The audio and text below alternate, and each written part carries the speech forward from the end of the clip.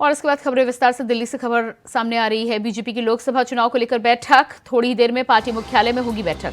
कुछ ही देर में पार्टी मुख्यालय में होगी चुनाव को लेकर बैठक। चुनाव प्रभारियों की बुलाई गई है बैठक। जेपी नड्डा के नेतृत्व में अहम बैठक। सभी राज्यों के प्रभारी और सह प्रभारी रहेंगे शामिल। सभी राज्यों के प्रभारी और सह प्रभारी होंगे शामिल। कुछ ही देर में बीजेपी मुख्यालय में होगी बैठक।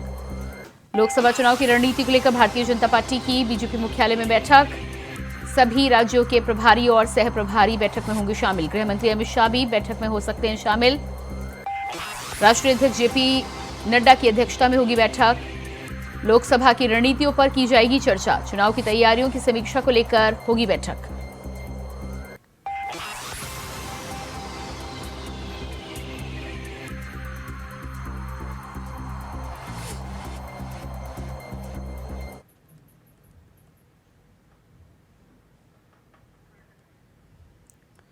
तो बीजेपी की लोकसभा को लेकर आज मुख्यालय में बीजेपी कार्यकारिणी की बैठक होनी है। राष्ट्रीय अध्यक्ष जेपी नड्डा की अध्यक्षता में ये बैठक की जाएगी। जानकारी है कि गृह मंत्री अमित शाह भी बैठक में शामिल हो सकते हैं। इसके अलावा सभी राज्यों के चुनाव के प्रभारी और सह प्रभारी इस बैठक में हिस्सा लेंगे। आगे की रणनीति को लेकर चर्चा की जाएगी। और इसी खबर पर हमारे साथ दिल्ली से संवाददाता सादिक खान जुड़ चुके हैं। जी सादिक, बीजेपी कार्यकारिणी की जिस तरह से बैठक होनी है, क्या कुछ जानकारी है? किन रणनीतियों पर चर्चा होगी आज?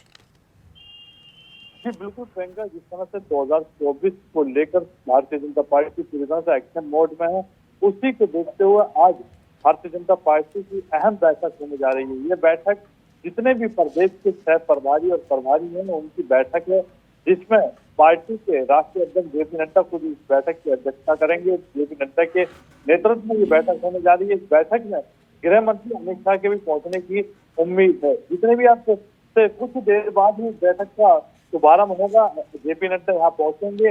बताया जा रहा है 11 बजे ये बैठक पार्टी मुख्यालय पर शुरू होगी। सीधा सीधा इसमें लोकसभा चुनाव में जो टिकट वितरण होना है, टिकट में किन किन लोगों का चयन होना है, इस पर भी मंथन किया जाएगा। जी प्रियंका। जी बिल्कुल, किन किन लोगों का चयन होना है, इसके अलावा तमाम चुनाव के राज्यों से चुनाव के प्रभारी और सह प्रभारी बुलाए गए हैं। 370 की जिस तरह से प्रधानमंत्री ने रणनीति दी है, उसके अलावा क्या कुछ खास मंत्र देने की बात भी सामने आ सकती है? जी बिल्कुल कहेंगे, जिस तरह से प्रधानमंत्री ने 370 एमडीए और 400 पार लक्ष्य के साथ जो भारतीय जनता पार्टी चल रही है, उसी मंत्र के साथ आज प्रभारियों के साथ यह महत्वपूर्ण बैठक है। साफ तौर पर मिशन 400 पार का लक्ष्य आज भी इस बैठक के जरिए दिया जाएगा।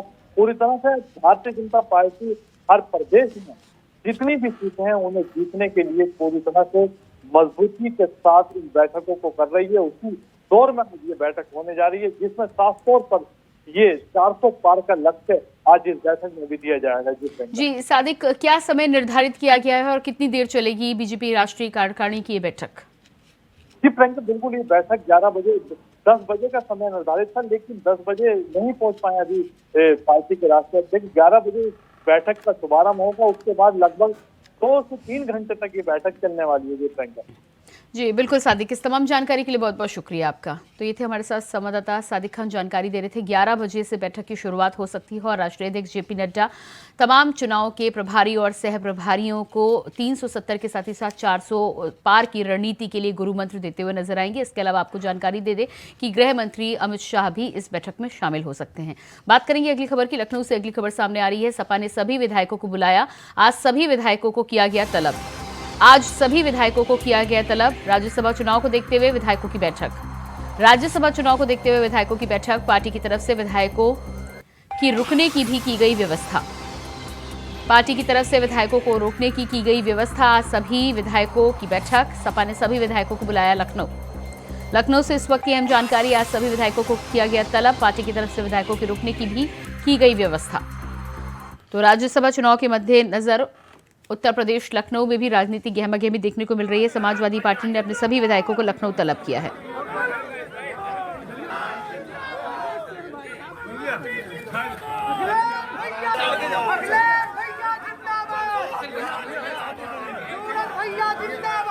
और इसी खबर पर हमारे साथ लखनऊ से संवाददाता मोहम्मद आसिफ लाइव जुड़ चुके हैं। जी मोहम्मद आसिफ, जिस तरह से समाजवादी पार्टी ने अपने सभी विधायकों को लखनऊ तलब किया है, कितने विधायक अभी तक पहुंच चुके हैं, क्या कुछ रणनीति है और राज्यसभा से पहले कहां रुकेंगे, चुनाव से पहले कहां रुकेंगे विधायक? ये बिल्कुल प्रियंका, बता दूं कि राज्यसभा चुनाव में तीनों प्रत्याशियों को जिताने के लिए सपा सुप्रीमो अखिलेश यादव ने फुल प्रूफ प्लान तैयार कर लिया है और अपने विधायकों के साथ आज सपा सुप्रीमो अहम बैठक लेंगे और कहा जा रहा है कि यह बैठक सुबह 11 बजे के बाद शुरू हो जाएगी और राजधानी लखनऊ के प्रदेश मुख्यालय के कार्यालय पर विधायकों के पहुंचने का सिलसिला भी शुरू हो गया है। और यह भी कहा जा रहा है कि सपा सुप्रीमो अखिलेश यादव वोटिंग को लेकर जो है अपने विधायकों को निर्देश देंगे और किस तरह वोटिंग होगी इस पर भी चर्चा करेंगे और साथ ही साथ बैठक के बाद उनको रुकने की व्यवस्था भी समाजवादी पार्टी की तरफ से की गई है। और यह रुकने की व्यवस्था और बैठक इसलिए की गई है कि कहीं उनके वोटों से नमारी ना हो जाए। हालांकि समाजवादी पार्टी के पास 8 विधायक मौजूद है और समाजवादी पार्टी को 111 विधायकों की जरूरत पड़ेगी तीनों प्रत्याशी को जिताने के लिए। तो अगर कानपुर विधायक की बात करें तो इरफान सोलंकी की अर्जी को खारिज कर दिया गया है। तो ऐसे में यह माना जा रहा है कि इरफान सोलंकी वोटिंग से दूर रहेंगे। वहीं दूसरी तरफ सपा विधायक रमाकांत यादव भी जेल में बंद है, जिनके बारे में भी अब संशय बरकरार है कि कोर्ट से अगर उन्हें परमिशन नहीं मिलती है तो वो अभी राज्यसभा के चुनाव की वोटिंग से दूर रहेंगे। तो ऐसे में समाजवादी पार्टी के सामने एक बड़ा संकट भी दिखाई दे रहा है क्योंकि उन्हें 111 विधायकों की जरूरत है और दूसरी तरफ सहयोगी दल कांग्रेस के पास 2 विधायक है।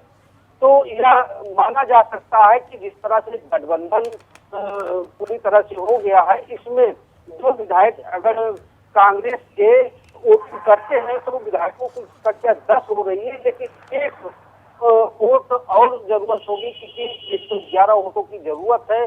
तो एक वोट भी मैनेज करने के लिए जो है जिस तरह से अखिलेश यादव जो है लगे हुए हैं, पूरी पार्टी लगी हुई है। नरेश उत्तम पटेल ने राजा भैया से मुलाकात की। वहीं सूत्रों का यह भी कहना है कि रालोद के कुछ विधायकों से भी समाजवादी पार्टी संपर्क करने में जुटी हुई है और जो जीत का आंकड़ा है उसे पाने के लिए जो है पूरी तरह से समाजवादी पार्टी एक्टिव हो गई है और फुल प्रूफ तैयारी के साथ जो है यह दावा भी किया जा रहा है कि उनके तीनों राज्यसभा प्रत्याशी आलोक रंजन, जय बच्चन और रामजी लाल सुमन को जीत मिलेगी। फिलहाल आज जो बैठक होनी है यह काफी अहम मानी जा रही है और अब समाजवादी पार्टी जो है राज्यसभा चुनाव को लेकर फूक कर भी कदम रखी है। एक तरफ जहाँ प्लान तैयार किया, वहीं समाजवादी पार्टी अब जो है पूरी तरह से जो है फुल प्रूफ प्लान तैयार करते हुए एक्टिव मोड में नजर आ रही है। वही दूसरी तरफ प्रियंका बता दूं कि स्वामी प्रसाद मौर्य और पल्लवी पटेल की नाराजगी देखी गई थी, लेकिन जिस तरह से इंडिया गठबंधन में सपा शामिल हुई, पूरी तरह से प्रत्याशित हुई, उसमें भी अब जो है पल्लवी पटेल की नाराजगी दूर होते दिखाई दे रही है। पल्लवी पटेल और स्वामी प्रसाद मौर्य के सुख भी बदल चुके हैं। तो यह भी कहा जा रहा है कि समाजवादी पार्टी में अब कोई हार नहीं बची है। कहीं न कहीं जो है डायबिट कंट्रोल कर लिया है अखिलेश यादव ने और किसी भी हाल में अब यह तीनों सीटें हैं इस पर अपने प्रत्याशी जिताने की कवायद कर देंगे। जी बिल्कुल। तो जिस तरह से एक विधायक की अभी भी आवश्यकता है, लगातार जनसत्ता दल की तरफ से राजा भैया का इंतजार किया जा रहा है, इसके अलावा भी क्या जानकारी निकलकर जिस तरह से सामने आ रही थी कि अन्य पार्टी के और बीजेपी के घटक दलों से भी बातचीत करने की कोशिश समाजवादी पार्टी के द्वारा की जा रही है, तो क्या ये कवायद की जा सकती है राज्यसभा चुनाव से पहले? जी बिल्कुल प्रियंका, बता दूं कि समाजवादी पार्टी जो है फुल प्रूफ तैयारी जो है करने का दावा भी कर रही है। वहीं दूसरी तरफ जो है जो एक विधायक कम पड़ रहे हैं समाजवादी पार्टी के राज्यसभा प्रत्याशियों के लिए, तो उसके लिए सूत्रों का यह भी कहना है कि कई विधायक रालोद के और साथ ही साथ जो है सुभाषपा यानी कि ओम प्रकाश राजभर की पार्टी के कुछ विधायक भी जो है उनके वार्ता में है और संपर्क में है समाजवादी पार्टी के। तो कहीं न कहीं जो है समाजवादी पार्टी जो है अब जो है जिस तरह से तैयारी कर रखी है और जो एक्टिविटीज हैं उससे यह माना जा सकता है कि जो विधायकों की कमी है उसको भी कहीं न कहीं समाजवादी पार्टी पूरा कर सकती है। चाहे रालोद के विधायक हो सकते हैं, ओम प्रकाश राजभर के हो सकते हैं। और आपको बता दें कि सुभाषपा के एक विधायक अब्बास अंसारी वह भी जेल में बंद है।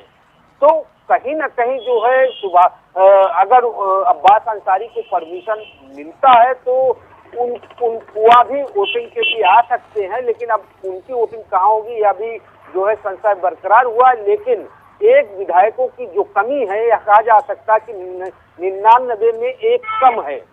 तो ऐसे में समाजवादी पार्टी में बेचैनी भी है और दावा भी किया जा रहा है कि वह विधायकों की संख्या जो है पूरी कर लेंगे, 111 कर लेंगे और उनके प्रत्याशी जो है जीत का आंकड़ा पार करेंगे। जी बिल्कुल मोहम्मद आसिफ, इस तमाम जानकारी के लिए बहुत शुक्रिया आपका। बुलेटिन में फिलहाल रुकते हैं एक छोटे से ब्रेक के लिए, फौरन वापस लौटते हैं। ब्रेक के बाद बात करेंगे अगली खबर की। गाजीपुर में सपा विधायक डॉक्टर वीरेंद्र यादव से इंडिया वॉइस ने की खास बातचीत, जहां उन्होंने बताया कि आने वाले चुनाव में समाजवादी पार्टी की रणनीति क्या रहने वाली है। गाजीपुर जिले के जंगीपुर के सपा विधायक डॉक्टर वीरेंद्र यादव जी से सीधी बातचीत। सर, इंडिया वॉइस में आपका बहुत बहुत स्वागत है। बहुत बहुत धन्यवाद आपका। डॉक्टर वीरेंद्र जी, अगर हम मौजूदा सरकार की बात करें तो रोजगार एक बड़ा मुद्दा रहा है और लगातार डबल इंजन की सरकार ने ये कहा है कि हमने रोजगार दिए हैं और युवा काफी खुश है। देखिए, जहां तक रोजगार की बात है, अगर ये रोजगार दिए हैं तो किन किन लोगों को उन्होंने रोजगार दिया है और कहां कहां दिया है। अगर रोजगार की ही बात करें तो ये चुनाव में वादा किए थे, मैं नौकरी देंगे, प्रति वर्ष 2 करोड़ नौकरी देने का वादा किया था। फिर इन्होंने झूठ बोलकर उसको फरेब करके रोजगार में डाइवर्ट कर दिया। अगर रोजगार ही आप दे रहे हो तो आप उत्तर प्रदेश के माननीय मंत्री महोदय अपने चैनल के माध्यम से जो है अपील कर रहे हैं कि उत्तर प्रदेश का युवा इजराइल जाए, उसमें आवेदन करें। तो जब आप आवेदन करा रहे हैं और इजराइल भेज रहे हैं तो क्या आपके कार्यकाल के 7 साल में उत्तर प्रदेश के सरकार के पास जो खजाना है वो खाली होगा युवाओं के लिए? तो आप किस प्रकार की बात कर रहे हैं? आपने जो घोषणा पत्र में जारी किया था, मैं नौकरी देने का काम करूंगा, नौकरी दिए नहीं। अब आ गए रोजगार पर। रोजगार की जब बात आ रही है तो युवाओं को आप जो है इजराइल भेज रहे हो। इस पर उत्तर प्रदेश की सरकार पूर्णतः फेल हो चुकी है। इनके पास कोई विजन नहीं है युवाओं के लिए। युवाओं के लिए नौकरी देने के और रोजगार से जोड़ने के कोई विजन नहीं है, इसलिए ये उत्तर प्रदेश के युवाओं को इजराइल भेज रहे हैं। अगर वीरेंद्र जी हम सड़क की बात करें तो सड़क मार्ग पे गाजीपुर की हम बात करें तो लोग कहते हैं कि विधायक ने कुछ काम नहीं किया। देखिए, उत्तर प्रदेश की सरकार समाजवादी पार्टी के विधायकों के साथ भेदभाव कर रही है। सदन के अंदर माननीय मुख्यमंत्री महोदय ने यह कहा था कि मैं प्रत्येक विधायकों को 5 करोड़ जो है देने का काम करो जिससे वो अपने क्षेत्र का विकास कर सके, लेकिन हमें 5 आना भी पैसा नहीं मिला और सपा के किसी भी विधायक को 5 पैसा नहीं मिला जो उन्होंने विधानसभा में घोषणा की थी। और वहीं भारतीय जनता पार्टी के जो विधायक लोग हैं उनको माननीय मुख्यमंत्री जी दे रहे हैं। तो अगर रोडों की बात की जाए तो भारतीय जनता पार्टी हमारे साथ यानी समाजवादी पार्टी के विधायकों के साथ भेदभाव की पूर्ण रवैया अपना रही है और कर रही है। इसलिए मैं इस पे कहना चाहूंगा कि माननीय अखिलेश यादव जी थे तो उस गवर्नमेंट में चाहे भारतीय जनता पार्टी का विधायक चला जाए, चाहे समाजवादी पार्टी का चला जाए, चाहे कांग्रेस का जाए या बसपा का जाए, किसी भी पार्टी का विधायक चला जाए, वो जितना कहता था विधायक उसकी बात मानकर माननीय अखिलेश यादव जी सबको देने का काम करते थे। प्रधानमंत्री नरेंद्र मोदी ने अपने संसदीय क्षेत्र वाराणसी में संसद संस्कृत प्रतियोगिता के विजेताओं को पुरस्कार वितरित किए। इस दौरान बीएचयू में पीएम मोदी ठेठ बनारसी अंदाज में नजर आए। भोजपुरी में बोलते हुए पीएम मोदी ने कहा कि मुझे बनारस की बहुत ज्यादा चिंता नहीं होती, इतने सारे लोग आएंगे तो बनारस में सब कैसे होगा, काशी के लोग मुझे सब सिखा देते। जो काशी समय से भी प्राचीन कही जाती है, जिसकी पहचान को हमारी आधुनिक युवा पीढ़ी इतनी जिम्मेदारी से सशक्त कर रही है, ये दृश्य हृदय में संतोष भी देता है, गौरव की अनुभूति भी कराता है और ये विश्वास भी दिलाता है कि अमृत काल में आप सभी युवा देश को नई ऊंचाई पर ले जाएंगे। पिछले 10 वर्षों में काशी में जो विकास के कार्य हुए हैं और काशी के बारे में संपूर्ण जानकारी पर आज यहां 2 बुक भी लॉन्च की गई है।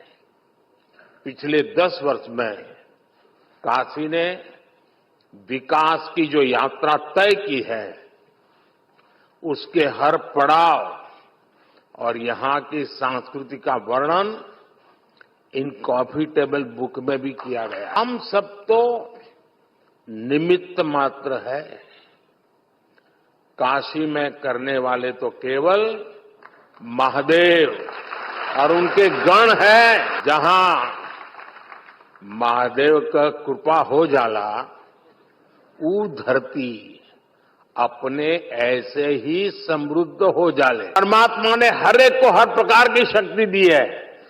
कुछ लोग उसे संवारते हैं, कुछ लोग उसे ठंडे बक्से में डाल करके पड़ी रहने देते हैं। काशी तो संवरने वाला है, ब्रिज भी बनेंगे, रोड भी बनेंगे, भवन भी बनेंगे, लेकिन मुझे तो यहाँ के जन जन को संवारना है, हर मन को संवारना है और एक सेवक बनकर के संवारना है, एक साथी बनकर संवारना है, उंगली पकड़ करके चलते चलते पहुंचना है, लक्ष्य को पाना है। इन भाषाओं का सबसे बड़ा योगदान रहा है, संस्कृत उनमें सबसे प्रमुख है।